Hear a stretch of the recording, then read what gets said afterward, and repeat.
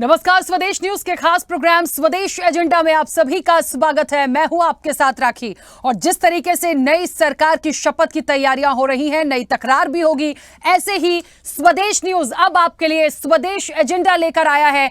हर रोज सोमवार से शनिवार रात 8 बजे से 9 बजे तक 1 घंटा हम और आप एक साथ होंगे। अब जनता मांगे जवाब को भूल जाइए और एक नई शुरुआत स्वदेश एजेंडा के साथ। तो चलिए आज स्वदेश एजेंडा में आगे बढ़ेंगे और बात करेंगे अब की बार साथियों के भरोसे मोदी सरकार की। तीसरी बार नरेंद्र मोदी के शपथ की और मंत्रिमंडल में साझेदारी की। जी हां, कल नरेंद्र मोदी तीसरी बार देश के प्रधानमंत्री के रूप में शपथ लेने वाले हैं, लेकिन उनके मंत्रिमंडल को लेकर कई तरह के कयास लगने शुरू हो गए हैं। कयास इस बात के भी लगाए जा रहे हैं कि एनडीए में बीजेपी के अलावा अन्य सहयोगी दल हैं, उनके खाते में क्या जाएगा, क्योंकि सहयोगी की अपेक्षाएं नरेंद्र मोदी से कुछ ज्यादा ही हैं। खास तौर पर नीतीश कुमार और चंद्रबाबू नायडू की ओर से जो बात सामने आ रही है, उसमें वे दोनों ही अपने अपने राज्यों को विशेष राज्य का दर्जा दिलाने की मांग को लेकर खड़े हो गए हैं। तो वही कुछ ऐसे भी मंत्रालय हैं जिन पर पेंच फंस सकता है। हालांकि शपथ से पहले इन सब को लेकर चिंतन मंथन का दौर चल रहा है, लेकिन सियासी गलियारों में इस समय सबसे ज्यादा इस बात को लेकर चर्चा हो रही है कि मोदी कैबिनेट में किस पार्टी को कितने मंत्री पद मिलने जा रहे हैं और कौन सा मंत्रालय। हालांकि यह प्रधानमंत्री का विशेषाधिकार है, लेकिन अब की बार साथियों के भरोसे सरकार है। जाहिर है साधना भी सबको पड़ेगा। स्वदेश एजेंडा में इसी मुद्दे पर करेंगे चर्चा। उससे पहले देखिए ये खास रिपोर्ट।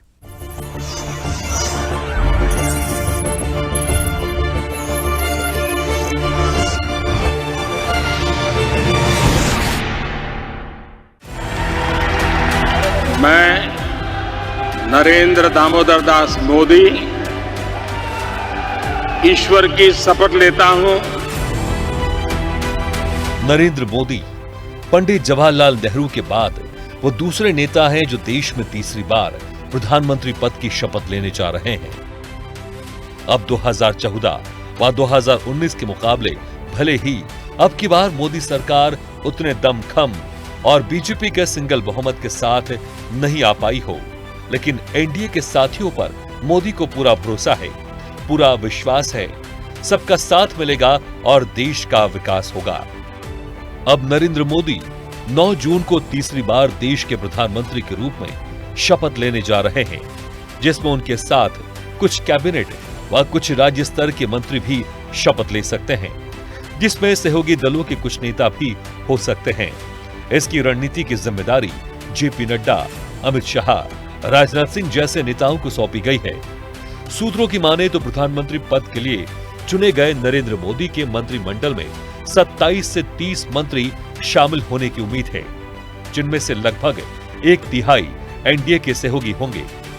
सहयोगियों के साथ साझा किए गए फॉर्मूले के अनुसार हर 5 सांसदों पर एक कैबिनेट मंत्री और हर 2 पर एक जूनियर मंत्री का पद होगा। फिलहाल सहयोगियों के साथ बातचीत चल रही है, जो जल्द ही नतीजे पर पहुंचेगी और तय होगा कि मोदी के मंत्रिमंडल में कौन कौन होगा। इस बीच मंत्रिमंडल में जिन संभावित मंत्रियों की होने की बात कही जा रही है, उनमें राजनाथ सिंह, अमित शाह, नितिन गडकरी, जेपी नड्डा, अनुराग ठाकुर, पीयूष गोयल, मनसुख मंडाविया, गिरिराज सिंह, नित्यानंद राय, अर्जुन राम मेघवाल, गजेंद्र सिंह शेखावत, राजीव प्रताप रूडी, शिवराज सिंह चौहान, ज्योतिरादित्य सिंधिया, वीरेंद्र खटिक, Faggan Singh Kulaste, Ramveer Singh Bidhuri, Kamaljeet Sehrawat, Smriti Irani, Manohar Lal Khattar, Rao Inderjit, Bhupendra Yadav, S Jaishankar, doctor Mahesh Sharma, Radha Mohan Das Agarwal, SP Singh Baghel, doctor Jitendra Singh, Vaijayant पांडा, अपराजिता सारंगी, शांतनु ठाकुर, गांगुली, सुरेश गोपी, विप्लव देव, डॉक्टर भोला सिंह, सर्बानंद सोनोवाल, हरदीप पुरी, विजयपाल तोमर, अनूप वाल्मीकि, काशीर गांव, संजय बांडी, जी किशन रेड्डी, प्रहलाद जोशी, शोभा करंजले, पीसी मोहन, नारायण राणे, श्रीपद नाइक।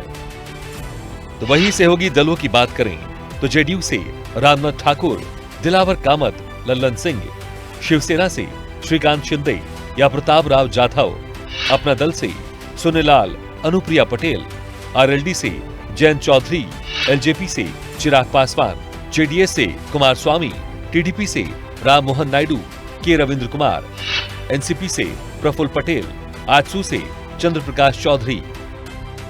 अब जहां एक और मोदी के शपथ और मंत्रिमंडल की तैयारियां तेज हैं, तो वहीं जेडीयू के वरिष्ठ नेता केसी त्यागी ने यह कहकर चौंका दिया है कि इंडिया गठबंधन की ओर से बिहार के मुख्यमंत्री नीतीश कुमार को प्रधानमंत्री पद ऑफर किया गया है।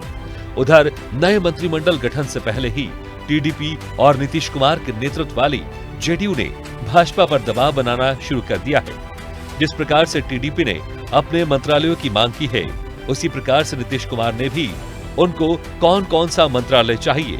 साथ ही ये भी कहा जा रहा है कि चिराग पासवान द्वारा एक कैबिनेट मंत्रालय और एक राज्य मंत्री का पद मांगा गया है।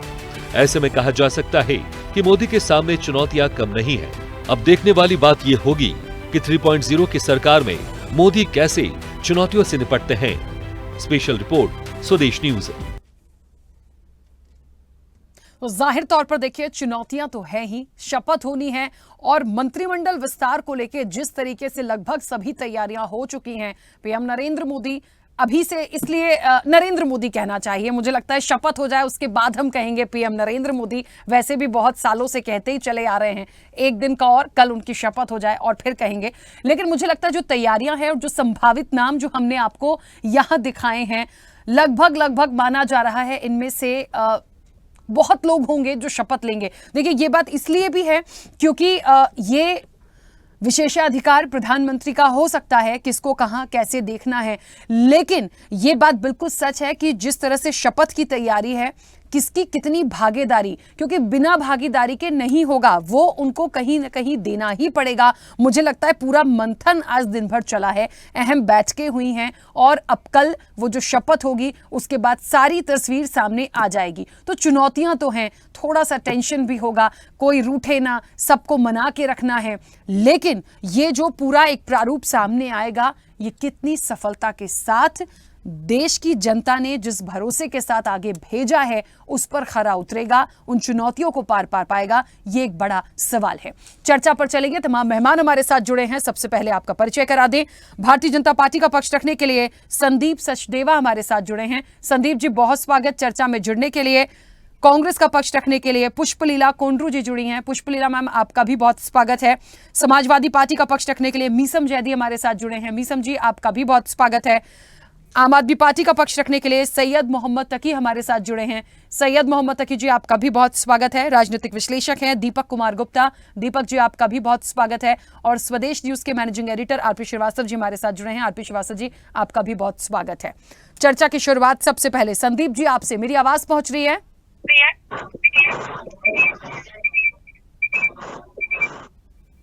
संदीप जी, मेरी आवाज पहुंच रही है आप तक? मुझे आ रही है। ठीक है।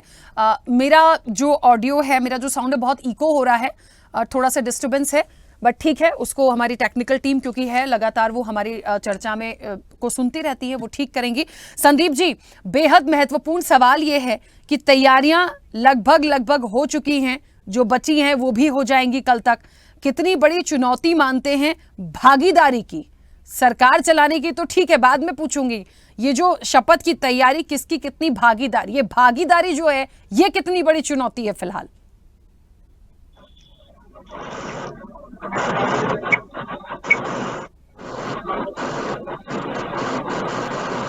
संदीप जी, आपका ना ऑडियो नहीं आ रहा है प्रॉपर, कुछ बहुत ज्यादा नॉइज भी आ रहा है। चलिए एक बार फिर से आपको दोबारा से कनेक्ट करने की कोशिश करते हैं। पुष्पलीला जी, मेरी आवाज पहुंच रही है? हाँ पुष्पलीला जी, मैं थोड़ा इसी सवाल को भी फिलहाल आगे बढ़ाऊंगी। हालांकि ये चुनौती तो भारतीय जनता पार्टी और मुझे लगता है सहयोगियों की सरकार बोले, गठबंधन की सरकार बोले, मैं तो अकेले से कह भी नहीं सकती, एनडीए की सरकार बोल लीजिए, बीजेपी की तो सरकार भी नहीं बोल सकते, मोदी सरकार भी नहीं बोल सकते। ये एक चुनौती जो है, इसको किस तरह से लेते हैं और कितनी उम्मीद है आपको इस जो भी एक शपथ होनी है और जो पूरी भागीदारी के साथ तमाम चीजें हमें देखने को मिलेंगी? माँ, अभी तो मोदी का भी मैं उस दिन भी बोला था, पहले मैं आपको याद दिलाना चाहती हूँ कि इस बार 400 नहीं आएगा। वो तो मैंने कैसे कही थी वैसी हुआ ना हुआ। आप बोलिए, आपकी चैनल का एविडेंस है। मैंने इस बार 400 पार नहीं करेंगे मोदी जी। अगर गलती से आ गया पावर में तो उसमें भी प्रॉब्लम्स आ जाएगा। तो अभी प्रॉब्लम ये है, कल का जो जो समारोह उनका करना चाह रहे प्रधानमंत्री के नाते, तो वो में भी उसमें भी जो मंत्री आपसे बोल रहे ना, लक्की पर्सन से बोलो तो भागीदारी बोल रहे ना, वो भागीदारी नहीं होते, वो भी मैं लिख के दूंगी। क्योंकि मेरा एनालिसिस है, मेरा पॉलिटिकल एक्सपीरियंस है 25 इयर्स का, तो मुझे लग रहा है ये जो है ना फुल मेजॉरिटी गवर्नमेंट को नहीं आए ना, इसीलिए वो लोगों को यहाँ से अभी कब ये लोगों का गारंटी रहेगा, फुल उसमें रहेगा, हमें तो कुछ लग रहा ही नहीं।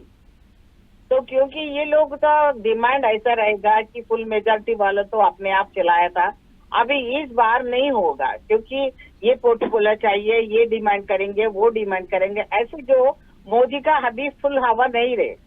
तो ये उनको जो वो मालूम है, पता है कि फुल मेजॉरिटी गवर्नमेंट रहने से क्या रहता है।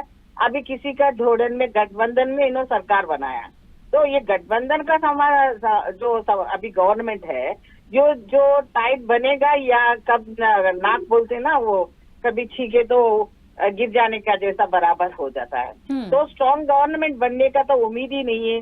पता नहीं किसके डिमांड्स को क्या माना ना, अगर उन लोगों को उन्होंने खुशी नहीं किया, फिर हमारा डिमांड ये, अगर 1% भी जीता ना एमपी का, उनका डिमांड भी ये भी है कि हमको मंत्री पद में देना है, हमको मिनिस्ट्री मिलना है। तो ऐसे के माहौल में अगर प्रधानमंत्री बन गया तो अभी ऐसा रहेगा ना, प्रधानमंत्री का परेशानी पूछो मत। ऊपर जो परेशानी रहे, अंदर जो परेशानी रहता, ऊपर शेरवानी रहता। तो प्रधानमंत्री का हालत वो रहेगा। मैं जो अभी इतना ये समय इन्होंने तीसरी बार बन गया, मगर पूरा लगातार 5 साल भी रहेगा, ये भी मैं नहीं लिख के दे दूं, प्रधानमंत्री 5 साल नहीं टिकेगा, ये गारंटी है मेरा।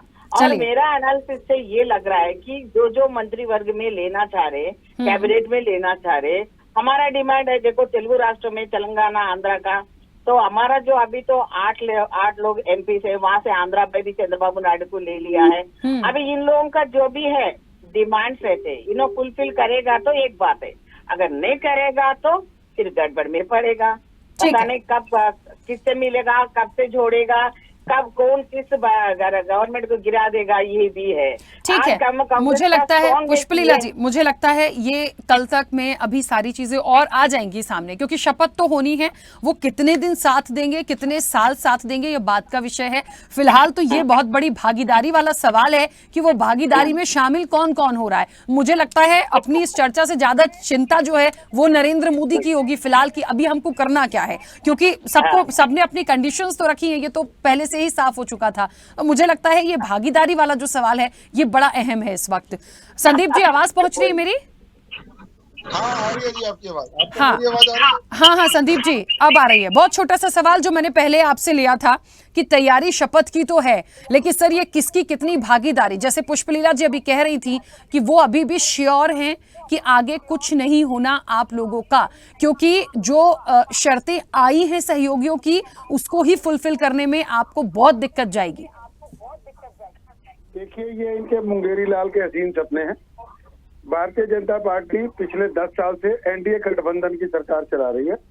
हम लोग गठबंधन धर्म को निभाना जानते हैं और माननीय मोदी जी ने अपने नेतृत्व में पूरे चुनाव के दौरान भी यही कहा कि एनडीए की सरकार बनेगी।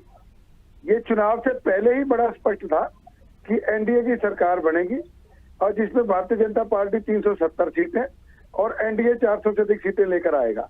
ये क्लियर कट मैंडेट जो मिला है वो एनडीए को मिला है, और एनडीए की सरकार में सारे मुद्दे इलेक्शन से पहले ही तय हैं, और एक मजबूत सरकार अगले 5 साल तक चलने वाली है। इन लोगों को, विपक्ष को, केवल एक मुद्दा इतनी बात का मिला है कि ये मजबूत सरकार नहीं है, इनको क्लियर मैंडेट नहीं है, ये सरकार गिर जाएगी। ये सब कोरी कल्पनाएं धरी की धरी रह जाएंगी। 5 साल मजबूती से सरकार चलाने के बाद, इस देश की जनता की सेवा करने के बाद 2029 में भी मोदी जी प्रधानमंत्री बनेंगे। सर अभी तो ये 5 साल तो निकले, ये चुनौतियां तो पार पाले। पहले मंत्रिमंडल की किसको क्या चाहिए, सबकी शर्तें अपनी अपनी जगह हैं। देखिए ये बात हमें थोड़ी सी देखनी पड़ेगी, जिसे अकेले सारी चीज हैंड पे लेकर चलनी हो, मतलब कहते हैं ना कि सब उसके हाथ में हो, जब उन्हें बांटना पड़ेगा तो मुश्किल आती है। मैं इसलिए नहीं कह रही हूं कि विपक्ष ये तमाम बातें उठा रहा है इसलिए हम भी ये बात कह रहे हैं, पर ये बहुत हमें प्रैक्टिकली समझने की यहां जरूरत है। क्योंकि देखिए ना, यदि सब एक हैं और सब कुछ यदि नरेंद्र मोदी के ऊपर है तो मुझे लगता है यहां पे फिर इतनी शर्तें नहीं आनी चाहिए थी। फिर क्यों इतनी सारी शर्तें आई? आंध्रा के लिए एक स्पेशल स्टेट बनाने के लिए तमाम चीजें हैं, बिहार के स्पेशल स्टेट की मांग पहले से चली आ रही है। उसके बाद चिराग पासवान कह रहे हैं कि कैबिनेट मंत्री के साथ साथ और भी चीजें उनकी भी एक डिमांड आ गई है। तो मुझे लगता है ये जो डिमांड्स हैं ये फिर क्यों आ रही है? ये इसीलिए आ रही है कि हमें ये चाहिए ही चाहिए, तभी हम साथ हैं। देखिए, एक बात बड़ी स्पष्ट है कि आंध्र प्रदेश को अपनी राजधानी बनाने के लिए केंद्र सरकार की मदद दरकार है। वो कोई भी सरकार होती, वो आंध्र प्रदेश की जो राजधानी का फैसला उसको करने के लिए वो उनको एक स्पेशल पैकेज देना है, कोई बड़ी बात नहीं है और ये होना भी चाहिए। मोदी सरकार तो वैसे ही राज्यों को मजबूत करने के लिए कदम उठाती है। मोदी सरकार का एक लक्ष्य रहता है कि हमारा जो संघीय ढांचा है वो मजबूत हो, क्योंकि जितना हमारा संघीय ढांचा मजबूत होगा उतना ही हमारा देश आगे बढ़ेगा। सभी राज्यों को साथ लेकर चलना, चाहे वो किसी भी राज्य में अपोजिशन की भी सरकार हो, उन राज्यों को भी जो पैकेज है वो उनको मिलता है। और ये तो एनडीए के गठबंधन सरकारें हैं, इनको तो बिना मांगे ही सब कुछ मिलेगा। बिहार राज्य का चुनाव आने वाला है, उस चुनाव की दृष्टिगत जो भी वहाँ के लोगों की डिमांडें हैं उसको पूरा करने के लिए केंद्र सरकार को जितनी भी मदद सरकार राज्य सरकार को चाहिए होगी वो देगी। ठीक है, देख लेते हैं, मुझे लगता है सब सामने बहुत जल्दी आ जाएगा। मीसम जी, आवाज पहुंच रही है मेरी?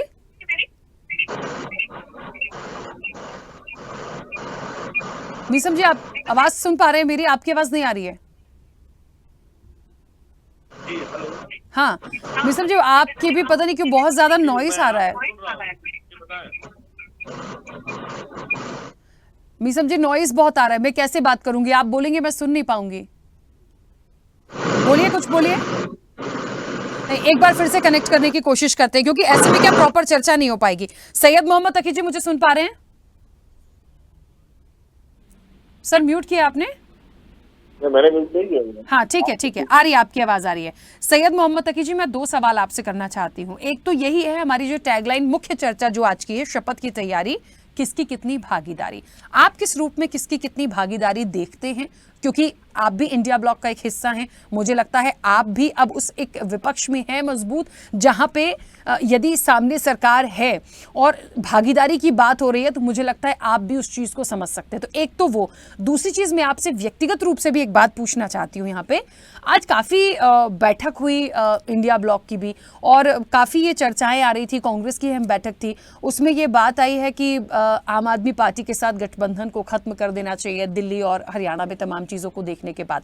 क्या ऐसा क्यों? क्या आप लोगों की कोई चर्चा हुई है जो इस स्तर पर अब ये डिस्कशन करना पड़ रहा है? पहले भागीदारी पर जवाब दीजिएगा, फिर इस पे दीजिएगा।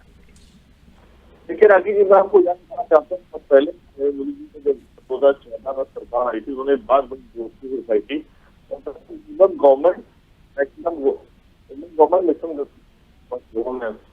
जो मैक्सिमम गवर्नेंस की बात हुई थी, जिसके अंदर सरकार का बहुत कम वक्त रहेगा और काम काज तेज होगा। तो वो जो दावा किया था मिनिमम गवर्नमेंट और नेशनल गवर्नमेंट का, वो आपको इस वक्त खटाई में जाएगा, क्योंकि अब जो है सहयोगी सरकार है, वेंटिलेटर की सरकार है, बैसाखी की सरकार है, अलबत की सरकार है, तो आपको सरकार के तो क्षमता की फैसले लेने पूरी तरह से डिपेंड करेगा साथियों के ऊपर। नरेंद्र मोदी जी का, चंद्रबाबू नायडू जी का, पासवान का, इन सबका सबका वो जो लय थी, जो स्पीड थी, और प्रधानमंत्री ने कहा भी है कि हमारे स्पीड में कमी, तो स्पीड में कमी आएगी। मंत्रालय बड़ा होगा, जब मंत्रालय बड़ा होगा, जब दखल ज्यादा होगा, तो जो स्पीड है, काम करने का तरीका है, वो कम्प्रोमाइज होगा, नहीं डिलीवर हो पाएंगी, इसकी बात कही जा रही है। दूसरी बात है कि आम आदमी पार्टी कांग्रेस के साथ क्या रहेगा, देखिए तो जाहिर सी बात है कि आम आदमी पार्टी का गठबंधन, जो भी गठबंधन हुआ था लोकसभा चुनाव के लिए हुआ था, और ये गठबंधन कोई टेम्परेरी या परमानेंट था। आने वाले समय में आम आदमी पार्टी समाजवादी पार्टी के साथ उत्तर प्रदेश में विधानसभा का इलेक्शन लड़े, ये भी संभावना है, और साथ में कांग्रेस भी हो, और यहाँ पे कांग्रेस साथ में, तो ये फैसले जो है मैच्योर स्टेज है, इस सब बातों के बारे में कहने के लिए आज दिल्ली में आम आदमी पार्टी अपने दस्तक की सरकार से बनाई है, दिल्ली में हमारे अंदर क्षमता है बनाने की, तो हम वहाँ क्षमता बनाएंगे। हमने जो हम आए थे साथ में इंडिया गठबंधन में, उसका मेन मकसद ये था कि हम जो बीजेपी है सीटें मिलने से 400 तक सीटें मिलने से नुकसान ताकि वो संविधान के चुनाव न कर पाए, उसको करने में हम पूरी तरह कामयाब हैं। हमने सहयोग दिया समाजवादी पार्टी का, हमने सहयोग दिया कांग्रेस का भी, हम पंजाब में भी लड़े, अभी पंजाब में इंडिया में कांग्रेस को और आम आदमी पार्टी को सबसे ज्यादा सीटें मिली और दिल्ली में हम कामयाब नहीं कर पाए, हमें एक सीट नहीं मिली, ना कांग्रेस को मिली, लेकिन हमारा वोट प्रतिशत पहले से बहुत अच्छा बढ़ा है और हमें काफी अच्छा वोट मिला है। सही ठीक है, हमारे हैं बहुत ज्यादा फर्क नहीं है। आप देखिए 1 लाख वोट उससे आम आदमी पार्टी जो है दिल्ली में उसको चुनाव हारी है। जनता ने जो दिया बहुत शुक्रिया आंखों पे, लेकिन हमने अच्छा चुनाव लड़ा है और हम आगे भी अच्छा चुनाव लड़ेंगे। ठीक है, किसी को पानी नहीं गिरने देंगे, संविधान संशोधन करेंगे। ठीक है सैयद मोहम्मद तकी जी, मैं जितनी बात आपने रखी मैं थोड़ा सा सुन पाई हूँ और थोड़ा सही समझ पाई हूँ, इसलिए क्योंकि आपका ऑडियो भी काफी नेटवर्क इशू था, बहुत कट के आ रही थी, मतलब एक वर्ड आया फिर वॉइस कट गई फिर आया, तो कुछ थोड़ा मेरे पास पहुंचा है। मैं कोशिश करते हैं आपको भी एक बार दोबारा से कनेक्ट करते हैं ताकि सेकेंड राउंड में जब क्वेश्चन आए तो वो क्लियरिटी के साथ हम बात कर पाए, क्योंकि मैं जो पूछूंगी वो आप जो जवाब देंगे वो मुझे क्लियरिटी नहीं होगी तो फिर आगे चर्चा कंटिन्यू करने में दिक्कत होती है। खैर मीसम जी, अभी मेरी आवाज पहुंच रही है आपको? ये मैं सुन रहा हूँ। हाँ मीसम जी, आपसे तो मैं ये जानना चाहती हूँ कि जिस तरीके से एक तो ये भागीदारी महत्वपूर्ण यहाँ पर ये हो जाता है कि कई सारी चर्चाएं ऐसी भी हैं कि जो इलेक्शन हारे हैं, जो मिनिस्टर्स हारे हैं, हारने के बावजूद उनको जिम्मेदारियां दी जाएंगी, तो क्या ये उनकी एक मजबूरी होगी या फिर उनकी पसंद होगी, और यदि ऐसा करते हैं तो फिर बाकी लोगों की पसंद का भी उनको ख्याल रखना पड़ेगा? देखिए, जैसे ये अनुमान हो चुका है कि ये सरकार दबाव में ही चलेगी और इस पर कहीं ना कहीं दबाव है, क्योंकि अब मोदी जी का वो चाबुक, वो हंटर नहीं काम करेगा जो अब तक के 2 दशकों से चलता आया। इस तरह से वो फैसले लेते थे, जाहिर सी बात है कि वो फैसले नहीं ले सकते हैं और दबाव तो है राखी जी। देखिए, दबाव पक्ष का और विपक्ष का दोनों ही तरह से रहेगा, क्योंकि जो अलायंस है उनके, और वो चाहे नीतीश जी हो या नायडू जी हो, कहीं ना कहीं वो मुझे लगता है कि सेकुलरिस्ट आते हैं, सेकुलर दोनों नेता हैं, और जो उनकी डिमांड्स होंगी अभी वो क्लियर नहीं हुआ है, अभी कैबिनेट में डिसीजन नहीं हुआ है किसको क्या देना है। हालांकि सूत्रों से पता लगा है किसी ने गृह मंत्रालय की मांग करी है, किसी ने स्पीकर्स के लिए मांगा है अपनी पार्टी से, कोई रेल मंत्रालय मांग रहा है, ये तो मुझसे अच्छा आपको पता होगा। तो जिस तरह का ये दबाव बनेगा पार्टी के ऊपर, तो कहीं ना कहीं इसमें रस्साकशी होना भी तय है। जाहिर सी बात है कि अब तो ये है कि जो छोटा है वो भी बड़ा है और जो बड़ा है वो तो बड़ा है, तो अब आदमी को अपना कद दिखाने की भी इस टाइम पर जरूरत है कि वो दिखाएगा और प्रेशर बनाएगा। और अगर आपको सरकार चलानी है, जो कि आपको इस तरह की सरकार चलाने की मुझे लगता है आदत नहीं है, और अगर आपकी आदत थी भी तो मुझे लगता है ये पिछले 10 वर्षों से एकदम ही आदत खत्म हो गई है, तो आदत डालना पड़ेगी आपको। अगर आप आदत नहीं डालोगे तो उसका खामियाजा भुगतना पड़ेगा। और अगर उसके बावजूद भी आप सरकार चलाते हो तो हम उम्मीद करेंगे कि सरकार संविधान के अनुरूप चले, सबको लेकर के चले, क्योंकि हम जो विपक्ष है सारा वो नकेल डालने के लिए मौजूद है और बहुत अच्छे से डाल सकता है। लगाम हमारे हाथ में है, सरकार किधर जाएगी ये हम भी डिसाइड करेंगे।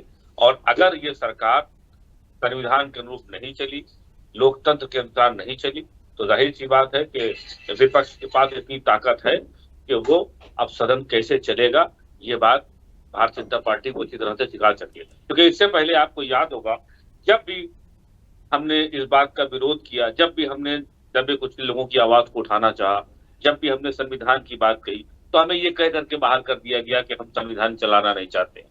हमको तानाशाही से उठा करके बाहर फेंक दिया गया, हमारी बात को नहीं सुना गया। तो मुझे लगता है कहीं ना कहीं इस बात में तो गौर करना पड़ेगा भारतीय जनता पार्टी को और उनके नेताओं को कि अब वो विपक्ष नहीं है कि आप ये कह के बाहर कर दो कि संविधान चलना नहीं देना चाहते। तो मुझे लगता है कि इसका असर पड़ेगा और आने वाले समय पर, और ये भी ठीक है, पूर्वाभास है, लोग कह भी चुके हैं और बड़े बड़े फिलोसफर्स ने भी यही बात कही है कि मुझे नहीं लगता है कि ये सरकार पूरे 5 साल टिक पाएगी। ठीक है, मुझे लगता है कि इसमें परिवर्तन होना निश्चित है। चलिए आने वाले समय की बात है। देखिए, वैसे तो कोई कभी नहीं चाहेगा कि इस तरह की चीजें आए। जनता ने जो जनप्रतिनिधि चुने हैं सब चाहते हैं एक अच्छी सरकार हो, जनहित के काम है, देश के विकास के काम है, कोई एक मुद्दा तो है नहीं, तो बहुत सारी चीजों पे काम करने की जरूरत है।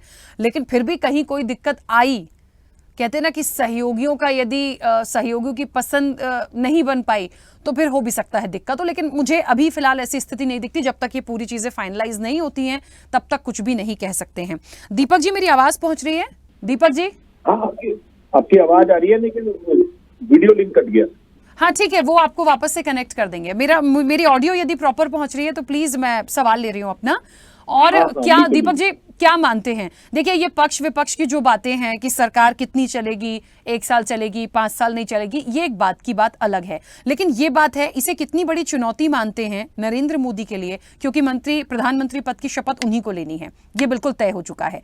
तो कितनी बड़ी चुनौती उनके लिए मानते हैं as a PM? Now as a PM उनके खुद के लिए कितनी बड़ी चुनौती है इस भागीदारी को संभाल के रखना, इस भागीदारी में किसको कितना देना है उस चीज को देखना, प्लस जो मुद्दे लेकर आप चले हैं, आपने बहुत सारे प्रॉमिसेस जो कर रखे हैं उन पर आपको आगे बढ़ना है। और वो डिसीजन अब एज ए पीएम भी उनका अकेले नहीं होगा, बहुत सारी सलाह मशवरे की जरूरत पड़ेगी। और रही बात जेडीयू की, मैं बात कर लूं, बीजेपी को अभी अलग कर दीजिए, टीडीपी की मैं बात कर लूं, तो यहाँ के जो मुख्य लीडर्स हैं इनकी अपनी स्ट्रेटेजी अलग ही चली है। एक तो कभी मैच नहीं खाए, अब भले प्रॉमिसेस कर रहे हैं, तो ये कितनी बड़ी चुनौती होगी कि उस एका को बना के रखें ये। देखिए राखी जी, मैं आपको एक चीज कहना चाहूंगा इसमें कि जहाँ तक प्रधानमंत्री मोदी जी की बात है, तो ये सभी जानते हैं कि मोदी जी ने अभी तक जितनी भी सरकार चलाई, चाहे वो प्रदेश में चलाई, चाहे वो देश की चलाई, वो एक मैंडेट के साथ चलाई।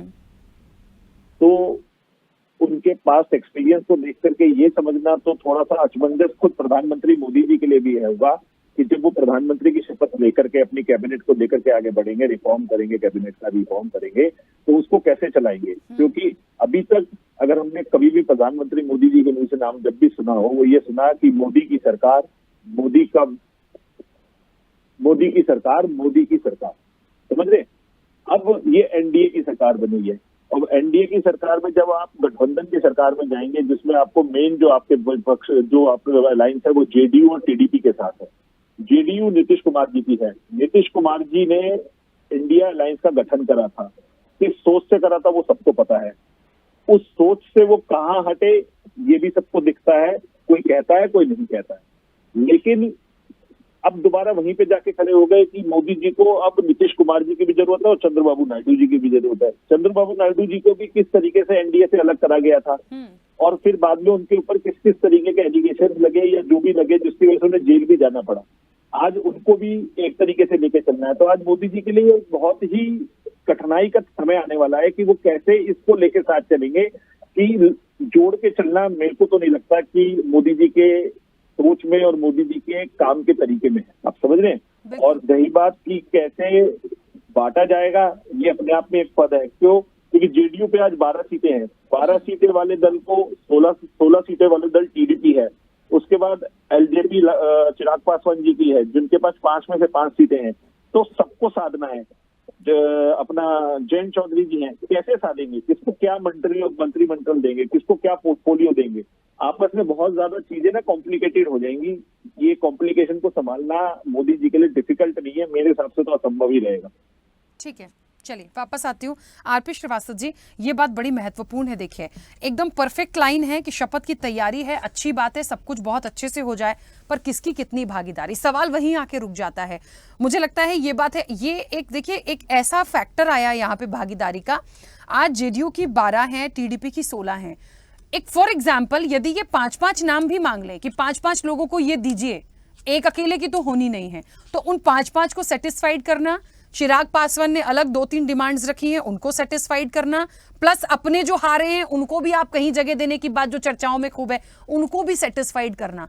तो ये जो सेटिस्फेक्शन करने वाली भागीदारी में मुझे लगता है नरेंद्र मोदी आए हैं, ये शपथ लेने के बाद इतने उलझे से हैं कि उसको कैसे ये निकाल कर ले पाएंगे? कैसे आप देखते हैं इस मंत्रिमंडल को जो आगामी होना है?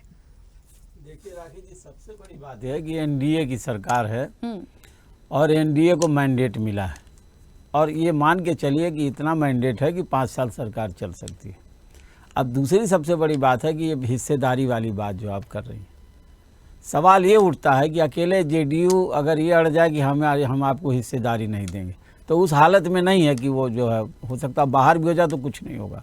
जब तक टीडीपी और जेडीयू दोनों नहीं नाराजगी व्यक्त करेंगे तब तक ये संभव नहीं है। तो सरकार तो बनी रहेगी, इसमें कोई दो राय नहीं है, और चलने में भी कोई परेशानी नहीं है। रही बात है टीडीपी का, जहाँ तक सवाल, आप पूरा नंबर गेम देखिए ना, इन्होंने जब 400 पार का नारा दिया था तो 370 अपने को दिया था, ये 242 हो गया। लेकिन एनडीए की संख्या लगभग उतनी ही है जो 370 के बाद जो आनी चाहिए, बल्कि उससे ज़्यादा है। मेरा ये नहीं कहना, मेरा ये कहना है कि इसमें कोई एक पार्ट या एक भागीदार अगर चाहे कि मोदी जी के लिए कठिनाई बने तो नहीं बन सकता है। तो हमें लगता है जहाँ तक ऐसी कोई कंडीशन हमको लगता है ये लोग लाने वाले नहीं हैं। और आपने नीतीश कुमार का भी देखा, कल का भी बॉडी लैंग्वेज देखा, आज का भी बॉडी लैंग्वेज आपने देखा कि किस तरह से नीतीश कुमार खुद ही चाहते हैं। और दूसरा एक सबसे बड़ी बात है कि नीतीश कुमार को अभी इसी वर्ष में विधानसभा चुनाव लड़ना, एनडीए को चुनाव लड़ना है। मैं आज देख रहा था वोट परसेंटेज में बहुत अंतर नहीं इंडिया और एनडीए अलायंस में। तो नीतीश कुमार पूरी कोशिश करेंगे कि उनकी एक बहुत वर्षों पुरानी मांग है, जैसे भी हो, जो बिहार के लोगों को सेटिस्फाई करने के लिए स्टेट जो है विशेष राज्य का दर्जा उनको मिले उस स्टेट को, और वहाँ अपनी ये मांग को पूरी करा पाएँ। तो हमको लगता है कि वर्तमान में वो भी कहीं इधर उधर जाने वाले नहीं। जहाँ तक मंत्रिमंडल की बात है, देखिए मंत्रिमंडल में ये किसी भी कंडीशन में चाहे कोई भी दल हो, कोई भी इस तरह की मांग नहीं रख सकता है। वो भले ही हम लोग बाहर से बैठ करके तय करते हों, लेकिन जो नंबर गेम है उसका यही है। तो हम ये मान के चलते हैं कि कल प्रधानमंत्री जी, आप प्रधानमंत्री जी इसलिए बोल दीजिए कि अभी भी केयर टेकर प्रधानमंत्री वही हैं, हटे नहीं है। कभी देश खाली नहीं रहता बिना नेता के। तो मुझे लगता है कि वो जो है प्रधानमंत्री जी कल शपथ ले लेंगे और मंत्रिमंडल का गठन भी होगा। रही बात है कि आपने जो सूची, स्वदेश न्यूज़ ने संभावित सूची जो जारी किया है आज, हमको लगता है कि इसमें से हम लोगों का जहाँ तक कयास है और जो पत्रकारी अनुभव है, उसमें लगभग जो 80 से 90% लोग जरूर मंत्रिमंडल में शामिल होंगे, ये हम दावे के साथ कह सकते हैं। और दूसरी सबसे बड़ी बात है कि आप देखिएगा वरिष्ठता, अब कोई एक ही बार में जीत के आया है। अब छोटे छोटे दल हैं, मंत्रिमंडल में उनको जगह किसी तरह से दे सकते हैं, और अगर नहीं भी दे तो ये दल जाने वाले नहीं हैं। अनुप्रिया पटेल को नहीं दिया मंत्रिमंडल पद तो क्या करेंगी, एक सीट लेके चली जाएंगी, उससे क्या होना है। मेरा ये कहना है इस सरकार, ये सरकार जो है सबके समर्थन, अब देखिए बीजेपी का नारा था सबका साथ सबका विकास, तो अब ये समय आया है। अभी 10 साल में नहीं लग रहा था, लेकिन इसमें ये जरूर टेस्ट हो जाएंगे प्रधानमंत्री जी कि सबका साथ सबका विकास होता कैसे और कैसे करेंगे। और गठबंधन की सरकारों का इतिहास है कि आप देखिए कई सरकारें चली, अटल बिहारी वाजपेयी जी की सरकार चली, मनमोहन सिंह जी की सरकार चली, नरसिम्हा राव की अल्पमत की भी सरकार 5 साल चली। तो 5 साल चलाना कोई बड़ी बात नहीं। लेकिन एक चीज़ मैं ज़रूर यहाँ पर रेखांकित करना चाहूँगा, और बिल्कुल एक बात हमारे सामने भी आई, हमारे पैनलिस्ट ने भी कहा कि प्रधानमंत्री जी पहले जब स्टेट में सीएम थे तो पूर्ण बहुमत की उनके साथ था, यहाँ पर आए केंद्र में आए तो दोनों टर्म में उनके पास पूरा बहुमत था, उनकी पार्टी का पूरा बहुमत था। एक अड़चन या असमंजस उनके सामने हो सकती है कि इन लोगों को कैसे चलाएं, क्योंकि उनके चलाने का तौर तरीका, ढंग और जो चाहते हैं अगर उनके मन माफिक नहीं होगा तो निश्चित रूप से थोड़ी बहुत अड़चन आ सकती है। जहाँ तक सरकार चलाने की बात, आप देखिए मनमोहन सिंह सरकार गए, एक बार मैं मनमोहन सिंह सरकार में जब वो CTBT वाला मामला आया था तो लगा कि सरकार गिर जाएगी, वहाँ मनमोहन सिंह को अड़ना पड़ा, वहाँ पर समाजवादी पार्टी ने समर्थन दिया उनको। तो मुझे लगता है कि ऐसी कोई स्थिति जो आती है तो भी लोग जो जनता के हित में, देश हित में, प्रधानमंत्री को पूरा ये रहता है कि हम ये काम करेंगे। तो हमें लगता है कि इस सरकार को चलने में कोई दिक्कत नहीं लग रही है। अगर एक एक आदमी अलग अलग होगा तो वो सरकार गिराने की स्थिति में नहीं है। और फिलहाल जो परिस्थितियां हैं मंत्रिमंडल के बंटवारे की तमाम चीज़ें, तो इन लोगों की भी 2 कदम आगे जा कर के सहयोग लेना पड़ेगा मोदी जी का, और सब मिलजुल के ही सरकार चला पाएंगे। बिल्कुल ठीक है। संदीप जी, अब खैर ठीक है, मुझे लगता है इंतजार करना है, किसकी कितनी भागीदारी है वो समझ में आ जाएगा। लेकिन ये जो चुनौतियां हैं, अभी कांग्रेस ने एक टैगलाइन यहाँ पर दी थी, जैसे कुंडरू पुष्पलीला जी कह रही थी कि एक अंदर मोदी जी के अंदर परेशानी है, ऊपर शेरवानी है। मतलब वो ऊपर से बिल्कुल टिप टॉप दिखेंगे, अंदर वो जो परेशानी है उसका हल नहीं है। अच्छा, एक बात और मैं जोड़ना चाहती हूँ, आज मैंने मध्य प्रदेश में भी देखा कांग्रेस ने प्रदर्शन किया, मतलब एक उन्होंने नाट्य रूपांतरण किया मुखौटे वगैरह लगाकर, और आपको पता है उसमें क्या हुआ? उसमें ये हुआ है कि उन्होंने कहा कि शिवराज सिंह चौहान मध्य प्रदेश में और शंकर लालवानी, मतलब ये लोग इतने रिकॉर्ड मतों से जीते हैं कि आप इन लोगों को वहां शामिल करिए। ये कांग्रेस ने एक नाट्य रूपांतरण करके ये डिमांड बीजेपी के लिए भेजी है कि उनको जो इतने ज्यादा लीड वोटों से जीते हैं, जितने वोटों से शायद अमित शाह नहीं आए होंगे या कह लीजिए पीएम मोदी नहीं आए होंगे, तो कम से कम उन लोगों को जगह दीजिए आप। ये सजेशन आया उनकी तरफ से। हताश हो चुके हैं, और जिस तरह से मोदी सरकार के मंत्रिमंडल और शपथ से पहले ही इंडी गठबंधन टूटना शुरू हो गया है, वो अपने आप में सारी कहानी बयान करता है। आम आदमी पार्टी ने कह दिया है कि हम कांग्रेस के साथ गठबंधन नहीं करेंगे। वहां अखिलेश यादव यूपी में कह रहे हैं कि ये यूपी में अखिलेश यादव का कमाल है, समाजवादी पार्टी की वजह से यहाँ सीटें आई हैं। कांग्रेस ने 403 की 403 सीटों पर अकेले ही अपने कार्यकर्ताओं को लेकर संदेश देने का मन बना लिया है। तो ये बड़ा स्पष्ट है, गठबंधन जो इंडी का है, जो विपक्ष का गठबंधन है, वो जैसे जैसे मोदी सरकार के दिन चलते जाएंगे ये मजबूती पकड़ती जाएगी और गठबंधन बिखरता जाएगा और टूटता जाएगा। क्योंकि यह गठबंधन केवल और केवल मोदी जी को हराने का गठबंधन था। इनकी ना तो कोई नीति थी, ना ही इनका कोई संयुक्त कार्यक्रम था, ना ही इनका कोई नेता था। क्योंकि पूरे चुनाव में इन्होंने एक भी कॉमन मिनिमम प्रोग्राम जारी नहीं किया। पूरे प्रोग्राम में चुनाव के दौरान इन्होंने एक बार भी नहीं कहा कि चुनाव के बाद इनका नेता कौन होगा। और अब वही समस्या इनके पास अपने गठबंधन को बचाने की, और बहुत जल्द आप देखेंगे कि इंडी गठबंधन जो 37 पार्टियों का लगभग है, वो 37 हिस्सों में बढ़ जाएगा। सर, अब कौन से लीडर की जरूरत है? मुझे लगता है नेता प्रतिपक्ष के लिए राहुल गांधी का नाम है। थोड़ा सा उन्होंने वेट एंड वॉच वाली स्थिति रखी है। उन्हें लगा 10 साल में कोई था ही नहीं, उतनी सीटें ही नहीं आ रही थी 2 बार से, इस बार आई हैं तो लगता है वो करेंगे। संसदीय दल के नेता के रूप में सोनिया गांधी को चुना गया है, तो मुझे लगता है उनकी बैठक के साथ उनकी लाइन तो क्लियर होती जा रही है। नहीं, देखिए, हमें नेता प्रतिपक्ष होना तो बहुत अच्छी बात है। किसी भी अच्छे लोकतंत्र में जब तक विपक्ष अपनी बात नहीं रखेगा, उस लोकतंत्र की मजबूती और खूबसूरती कैसे होगी? हम तो चाहते हैं कि राहुल गांधी जी नेता प्रतिपक्ष बने, ताकि इस देश की जनता को उनका जो माइंड सेट है वो पता लगे कि किस प्रकार के वो नेता हैं, कितने परिपक्व नेता हैं, कैसे वो जनता की आवाज को उठाते हैं और कैसे देश का समय बर्बाद करते हैं। अच्छा संदीप जी, मुझे बताइए, मुझे एक बात बताइए। देखिए, जैसे बीजेपी कहीं कहीं बहुत अच्छे से जीत कर आई है, उड़ीसा में आप बहुत अच्छा कमाल करके आए हैं, ऐसे ही मुझे लगता है कहीं आम आदमी पार्टी हो गई, कहीं समाजवादी पार्टी हो गई, कहीं कांग्रेस हो गई, इंडिया ब्लॉक क्योंकि था, मैं फिर भी अलग अलग नाम इसलिए ले रही हूँ कि सबने अपनी अपनी सीट्स अपने अपने स्टेट वाइज बढ़ाई हैं। तो मुझे बताइए, राहुल गांधी भी तो 2 सीट्स अपनी निकाल के लेके आए हैं, अच्छे वोटों से निकाल के लेके आए, फिर आप उनको ये कह रहे हैं यदि इस वक्त पे कि जनता को पता चले कि क्या है इनका माइंडसेट क्या है, तो उनका माइंडसेट देख के तो उनको विजयी बनाया होगा ना? क्या सोच के विजयी बनाया होगा, बताइए। देखिए, अगर जनता उनको मानती तो उनके गठबंधन को जनता मेजॉरिटी देती। इतना सब कुछ होने के बाद भी संविधान खतरे में है, आरक्षण बहुमत में तो सर भारतीय जनता पार्टी भी नहीं है। उन सब की गिनती 234 पर निपट गई, और उससे अकेले ज्यादा का जो सीटें हैं वो भारतीय जनता पार्टी को मिली, और एनडीए गठबंधन को पूरा बहुमत दिया जनता ने। तो ये तो सीधा सीधा स्पष्ट है कि देश की जनता अभी भी किसके साथ है और किसको चाहती है। इसमें कहीं कोई दो राय नहीं है कि कांग्रेस ने झूठ बोलकर, दुष्प्रचार करके, जनता को गुमराह करके, आपने कल ही देखा लखनऊ में कैसे कांग्रेस के दफ्तर के बाहर मुस्लिम महिलाएं, मुस्लिम बहनें वहां पहुंची 85-85 रुपए की जो गारंटी कार्ड कांग्रेस के कार्यकर्ताओं ने भर के झूठ बोल के उनसे वोट लिए। तो वो ऐसे ऐसे धीरे धीरे ये सारी बातें पूरे देश की जनता में फैल रही हैं। इन्होंने चुनाव के दौरान जितने भी भ्रष्ट हथकंडे थे वो अपनाए, उस सब के बावजूद भी ये सारे मिलकर भी माननीय मोदी जी और एनडीए गठबंधन को नहीं रोक पाए। एनडीए गठबंधन 272 के जादुई आंकड़े से बहुत आगे खड़ा है, और कल आपने देख लिया कि जब संसद में शपथ लेने का समय आएगा तो 293 से अधिक हमारे साथ सांसद खड़े हैं, जो हमारी गिनती 300 के पार हो चुकी है।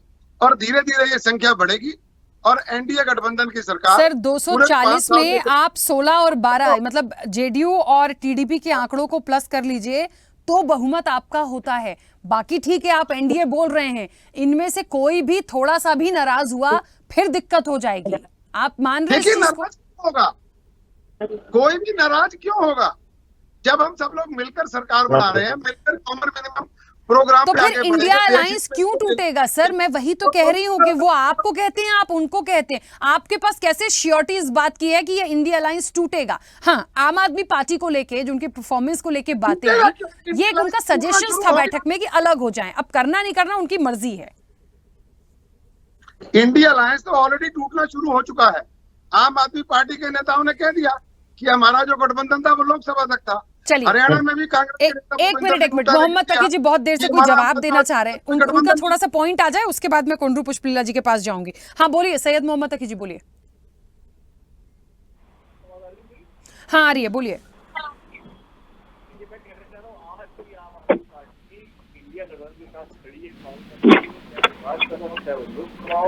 जहाँ जहाँ बीजेपी को क्या सवाल उठेगा वो हमारी है कि हमारी पार्टी। सैयद मोहम्मद तकी जी आवाज बहुत कम आ रही है, बहुत कम आ रही है। हेलो, हाँ बोलिए, फिर से बोलिए। मैं कह रहा हूँ आज भी आम आदमी पार्टी कांग्रेस के साथ खड़ी हुई है, चाहे वो राज्यसभा हो चाहे वो संसद भवन हो, सब यहाँ खड़ी हुई है और आवाज उठाएगी जहाँ सरकार को घेरने की बारी होगी।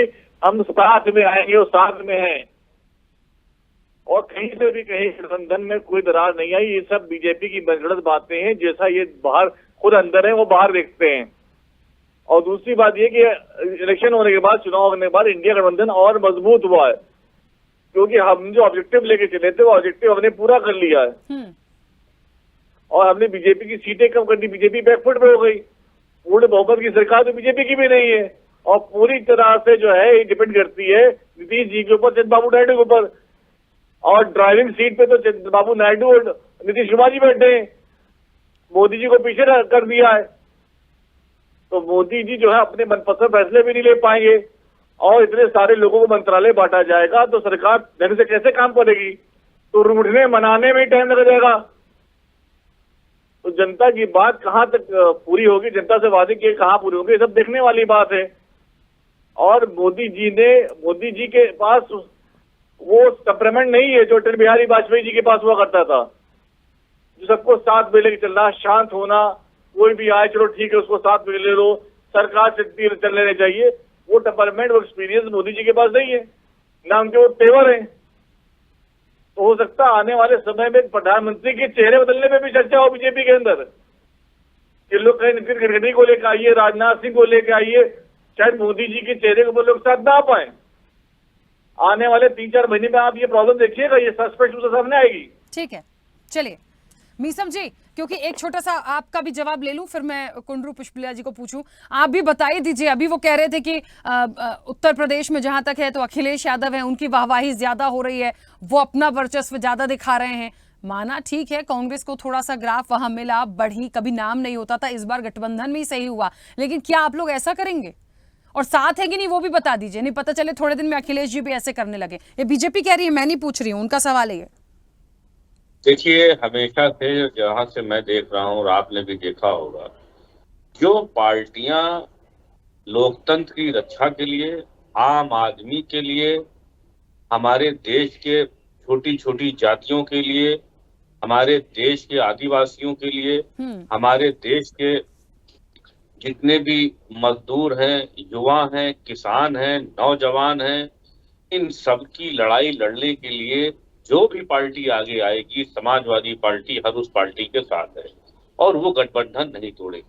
हमारे लिए सीट से बड़ी जनता है और जनता का ही सब कुछ है और जनता की वजह से हम आप यहाँ पर बैठे इस बात पे चर्चा कर रहे हैं। तो जो भी पार्टी होगी वो अगर इससे ये है तो हम उसके साथ हैं। और रही बात जो ये कह रहे हैं अलग अलग होने की, तो ठीक है, हमारे वैचारिक मतभेद हो सकते हैं, हमारे अलायंस में कुछ मनमुटाव भी हो सकता है, इतनी बड़ी पार्टी है, देश में इतने लोग हैं, मगर जब जब संविधान की बात आएगी तो हम एक साथ खड़े हैं। और रही बात उत्तर प्रदेश के अंदर, तो राष्ट्रीय अध्यक्ष जी ने जो मेहनत करी, जो उन्होंने दमखम दिखाया अपने दम के ऊपर, वो सराहनीय है और उसके लिए इतिहास लिखा जाएगा और वो लिखा। रही बात राहुल गांधी जी की, तो उन्होंने भी अलायंस करा और काफी मेहनत करी, प्रियंका जी ने भी काफी मेहनत करी और उसका रिजल्ट सबके सामने है। सरकार न बन पाना एक अलग बात है और इस तरह से संविधान के लिए लड़ाई लड़ना वो एक अलग बात है। अब रही बात अलग अलग लड़ने की, तो वो भविष्य में बताएगा। अभी उत्तर प्रदेश का चुनाव बहुत दूर है।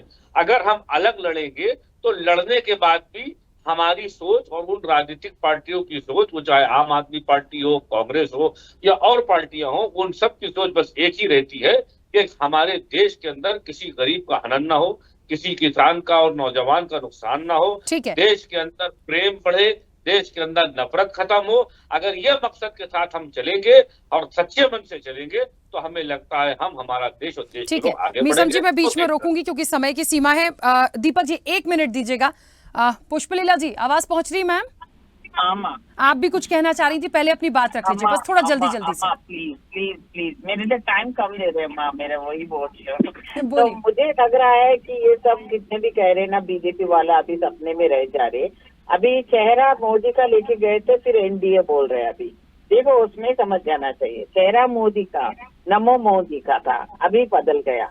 वैसे ही एनडीए का बन के अभी इतने लोग, खुद का पार्टी वाला भी नाराज रहेगी। जब वो राहुल गांधी जी का लीडरशिप के बारे में बहुत सारे बातें बोली, अभी 2 जगह से जीतने के बाद अभी प्रतिपक्ष का पार्लियामेंट का लीडर बना दिया ना हमारा पार्टी, तो उन्होंने पार्लियामेंट में जो हिस्सा लेंगे तो पब्लिक को मालूम होगा ना। इससे पहले बीजेपी वाला क्या कर रहे थे।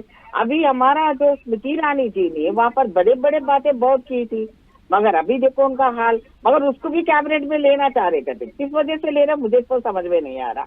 कि अगर वो लेडी को ले लिया, ऐसे लोगों को ले लिया, मोदी जी को वो प्रेशर भी रहेगा, ऐसा खुद का पार्टी का प्रेशर रहेगा। दूसरी बात, हमारा जो गठबंधन के बारे में ये लोग बीच में से चले जाएंगे, वो स्ट्रॉन्ग नहीं रहेंगे। अरे भैया, पहला आपका देखो, असल में मेरा डिमांड था कि हमारा सीएम का, रेवंत रेड्डी साहब का भी डिमांड ये भी था कि हमारा ये दिमाग में, जो पब्लिक के दिमाग में आया 400 बार बोला था, उनकी मोदी का चेहरा लेके 400 तो नहीं आया, तो उनकी जगह कोई रहता था ना तो उन्होंने रिजाइन कर देता था। तो अभी हमारा डिमांड ये है पहला कांग्रेस पार्टी से कि इनकी 400 नहीं आने से इनको पहला रिजाइन करना चाहिए। इन्होंने लायक ही नहीं अभी प्राइम मिनिस्टर बने का। और खुद का पार्टी वाले ने भी अभी शुरू हो जाता है, देख लीजिए अब तमाशा, थोड़ा दिन देख लीजिए। अब महीने भी देखो अलग अलग से तैयार हो जा रहे।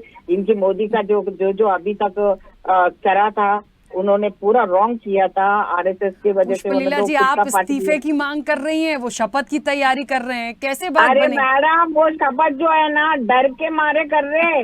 अभी डर के करना पड़ रहा मोदी जी को। कब मेरा सीट हिल जाएगा? क्या उसका चेहरे पे असली हंसी दिख रही है क्या आपको? क्या हमारा चंद्रबाबू नायडू, हमारा तेलुगु राष्ट्र का, उनका एक टाइम में हकाल के अभी देखो उन्होंने बुलाया था, जनता को ऊपर गलाया, वो अब संसद में सामने सच आएगा। हम तो ये निवेदन करते हैं कांग्रेस पार्टी से। नहीं भैया, आप बीच में मत बोला ना, मैं बात करने में, आप सुनिए पहले, तो सुनने के बाद बात करिए ना। कहें कि वो इस पद को मंजूर करें। अरे भैया, हम मजबूत है, पतला है, हमारा दोस्तानी कैसे, आपको क्यों टेंशन? आप लोग पहला आपका पार्टी को सुधारने का, अभी बचाने का देख लो। अगर ये मैं चैलेंज से बोल सकती हूँ कि मेरे अनुभव से मैं बोल रहा हूँ, कल के दिन बीजेपी में भी 2 बीजेपी बन जाएंगे। वो भी देखो, मोदी का सरकार का गवर्नमेंट खड़ता नहीं, अगर असली बीजेपी वाला निकल के बाहर आएगा ना, तब तमाशा देखो। हर पार्टी पूरा लिख के नहीं दिया बीजेपी वाला मोदी को। ठीक है, चलिए मैम 1 मिनट में रोक रही हूँ क्योंकि दीपक जी कुछ कहना चाह रहे हैं बहुत देर से। दीपक जी बोलिए।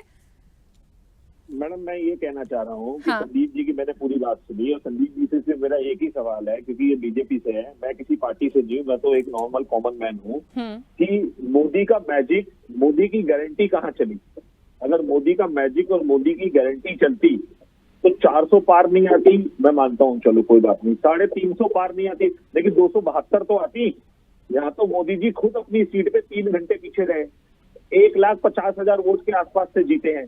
तो ये मैजिक चला कहाँ? और रही बात मोदी जी की शपथ लेने की, तो मोदी जी की शपथ लेना मोदी जी की एक हट है।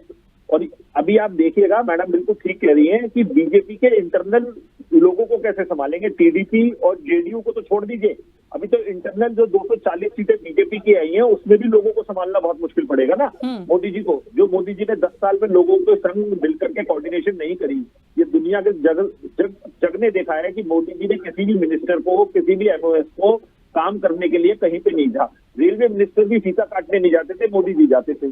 ठीक है, किसी भी मिनिस्ट्री में। संदीप जी को जवाब दे रहे हैं। देखिए समय हो गया है, मुझे बहुत जल्दी से प्रतिक्रिया लेनी है और संक्षिप्त प्रतिक्रिया भी आरपी श्रीवास्तव जी की लेनी है। संदीप जी को जवाब दे रहे हैं, बोलिए। देखिए, ये मोदी मैजिक ही है कि तीसरी बार इस देश के इतिहास में कि बहुमत नहीं आया, एक सरकार लगातार तीसरी बार बन रही है। ये मोदी मैजिक ही है कि भारतीय जनता पार्टी अकेले अपने दम पर 240 सीटें ले गई। ये मोदी मैजिक ही है कि एनडीए का गठबंधन फिर से पूरी मेजोरिटी में आया है। देखिए, हमारा जो रणनीति थी, उस रणनीति के तहत विपक्ष उलझा और हमने अपनी सरकार बनाई। ठीक है, अब अगले सर पहले 282, फिर 303 और अब 240 और अगली बार सर पता नहीं, क्योंकि मैं व्यक्तिगत बोलूंगी नहीं कुछ भी, आप लोग फिर झगड़ा करने लगते हैं। ठीक है, बहुत अधिक मेजोरिटी के साथ वापस लौटेंगे। ठीक है, ठीक है, चलिए मैं कुछ नहीं बोल रही हूँ। आरपी श्रीवास्तव जी, बहुत संक्षिप्त प्रतिक्रिया आपकी भी। देखिए, जो बातें निकल के आ रही हैं, एक बात तो तय है कि ये जो सरकार है, देखिए सरकार बनने में कोई कठिनाई नहीं है, सरकार बनेगी ही। अब जहाँ तक मोदी जी का जो बता रहे हैं कि उनका टेम्परामेंट कैसा है, किस तरह सरकार, एक बात तो तय है कि जो आदमी जो भी अपने पद पर बैठा हुआ लगातार एक मजबूत सरकार चला रहा हो, लोगों को डिक्टेट भी कर रहा हो, उसके लिए सबको साथ लेके चलना। मैंने पिछली बार भी अभी यही कहा कि इनको जो है, इनका सही टेस्ट तो अब होगा कि सबका साथ सबका विकास, उसके साथ साथ जो साथी हैं उनका भी विकास करना पड़ेगा। और आने वाले समय में निश्चित रूप से राखी जी ये मान के चलिए कि सरकार को चलाने का कोई भी परेशानी नहीं है। और एक आदमी, दो में से एक गया तब तो नहीं सरकार गिर सकती है। हाँ, एक जाएगा, दोनों जाएंगे तभी सरकार को कोई संकट होगा, जो होना नहीं है। हर स्टेट का जो नेता है अपने स्टेट के बारे में सोचता है, शायद ये हो। और जहाँ तक अंतर विरोध की बात है, तो मोदी जी का स्वयं का अंतर विरोध हो सकता है, उनके पार्टी में अंतर विरोध हो सकता है, लेकिन हमें लगता है कि जो सहयोगी हैं, जैसे अभी बोल रहे थे कि 37 दल तो इनके पास हैं गठबंधन में, उनके पास तो 26 दल ही हैं। तो ये कह पाना, और एक बड़ा ऑब्जेक्शनेबल बात ये रहती है कि जब भी किसी नेता के बारे में जो भी प्रवक्ता बोलते हैं, जैसे भारतीय जनता पार्टी, अब उनके माइंड सेट को जाने। अरे भाई, राहुल गांधी के माइंड सेट को क्यों पढ़ रहे हो? उन्हीं का माइंड सेट है कि आपके 400 पार नहीं होने दिए। तो ये सब नेताओं के बारे में जो भी प्रवक्ता इस तरह से करते हैं, तो वो भी देखे, अपने गिरेबान में झांकना चाहिए कि भाई किसी बारे में बोल रहे हैं, भाई 2-2 जगह से जीत के आ रहे हैं, उनको जनता ने चुनी है, आपके कहने से, हमारे कहने से नहीं गए। जनता ने अमेठी में हरा दिया तो क्या किए, हारना पड़ा ना उनको। तो ये सारी बातें हैं और इन पर समझने की जरूरत है। बहरहाल अभी तो ये है कि मंत्रिमंडल का हम लोग कल विस्तार देखें, शपथ ग्रहण देखें, और जो हमने दावा किया है, हो सकता है उसमें से ज्यादा लोग आ भी सकते हैं। बिल्कुल, मैं मोहम्मद तकी जी नहीं आ पाऊंगी सर, समय बहुत ज्यादा हो गया है। आप सभी का बहुत शुक्रिया इस चर्चा में जुड़ने के लिए। और मुझे लगता है ठीक है, शपथ ग्रहण होगा, लेकिन एक बार फिर जाने से पहले स्वदेश एजेंडा के साथ एक बार हम फिर हैं, सोमवार से शनिवार रात 8 से 9, 1 घंटे अब हम स्वदेश एजेंडा में ही आपके साथ मिलेंगे। जनता मांगे जवाब को अब बाय बाय हो गया है, तो स्वदेश एजेंडा में आपसे मिलते रहेंगे। फिलहाल बने रहिए स्वदेश न्यूज के साथ। सबसे पहले देश।